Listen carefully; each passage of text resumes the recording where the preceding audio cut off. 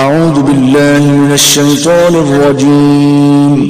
پناہ مانگتا ہوں میں اللہ کی شیطان مردود سے۔ بسم اللہ الرحمن الرحیم۔ السلام علیکم ورحمۃ اللہ وبرکاتہ۔ بڑے افسوس کے بعد یہ بات کہہ رہا ہوں کہ عامر لیاقت کے لیے بخشش کی دعا کرنے سے پہلے یہ ویڈیو دیکھیں۔ عامر لیاقت کے درجات کی بلندی کے لیے دعا کرنے سے پہلے یہ ویڈیو ضرور دیکھیں۔ کیوں کہ عامر لیاقت کے لیے بخشش و مغفرت کی دعا کرنا جائز نہیں ہے۔ کیوں جائز نہیں ہے میں آپ کو بتاتا ہوں کہ جو شخص نبی کریم صلی اللہ علیہ وسلم کے صحابہ اکرام رضوان اللہ علیہم اجمعین کی شان اقدس میں گستاخی کرے گا، وہ ایک نہیں بلکہ بار گستاخی کر چکا ہے۔ میری ذاتی کوئی دشمنی نہیں ہے، میری ذاتی کوئی رنجش نہیں ہے، لیکن یہ بات یاد رکھنا کہ جو رسول اللہ صلی اللہ علیہ وسلم کے غلاموں کا غلام ہے وہ ہمارا امام ہے، اور جو نبی کریم صلی اللہ علیہ وسلم کے غلاموں کا غلام نہیں ہے ہمیں اسے اپنی جتی کی نوک کے برابر بھی نہیں سمجھتے۔ کیوں؟ عزت اسی کی ہوگی جو نبی کریم صلی اللہ علیہ وسلم کے غلاموں کی عزت کرے گا۔ عامر لیاقت واضح طور پہ نبی کریم صلی اللہ علیہ وسلم کے یار غار جناب سیدنا ابو بکر صدیق رضی اللہ تعالیٰ عنہ کی شان اقدس میں گستاخی کر رہا ہے۔ رب محمد کی قسم میں نے اپنے کانوں سے سنا اور اپنی آنکھوں سے وہ ویڈیو کلپ دیکھا، بہت زیادہ افسوس ہوا۔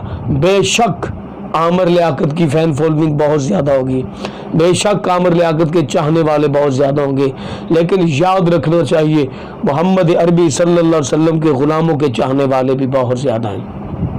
عزت اسی کی ہوگی۔ عامر لیاقت کے لیے دعا کرنا جائز نہیں ہے۔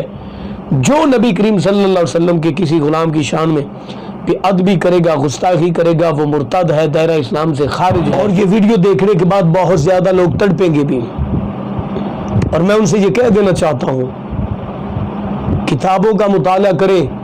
ایک شخص نے نبی کریم صلی اللہ علیہ وسلم کے پیارے غلام جناب حضرت عثمان غنی رضی اللہ تعالیٰ عنہ کی شان اقدس میں گستاخی کی، اور رسول اللہ صلی اللہ علیہ وسلم نے اس کا جنازہ پڑھانے سے انکار فرما دیا۔ جب عرض کی گئی کہ یا رسول اللہ صلی اللہ علیہ وسلم آپ نے تو کبھی کسی کا جنازہ پڑھانے سے انکار نہیں کیا، اس شخص کا جنازہ پڑھانے سے کیوں انکار فرمایا؟ فرمایا یہ میرے عثمان کا دشمن تھا۔ اور الاعلان عامر لیاقت یہ بات کہہ رہا ہے کہ اٹھاتے کیوں نہیں نبی کا جنازہ، کہاں مر گئے بیٹیاں دینے والے؟ عامر لیاقت تو کون سی بکواسات کر کے چلا گیا اس دنیا سے؟ کہتا ہے تم ان لوگوں کی فضیلت بیان کرتے ہو، ان لوگوں کے فضائل بیان کرتے ہو، اٹھاتے نہیں نبی کا جنازہ، کہاں مر گئے بیٹیاں دینے والے؟ اور پھر اس کے علاوہ کہتا ہے ایک صحابی، میں نام نہیں لوں گا، یہ عامر لیاقت کے الفاظ ہیں، میں خدا کی قسم اٹھا کر کہتا ہوں کہ میں نے اپنی آنکھوں سے اور دیکھے اور کانوں سے سنا اس کا یہ بیان۔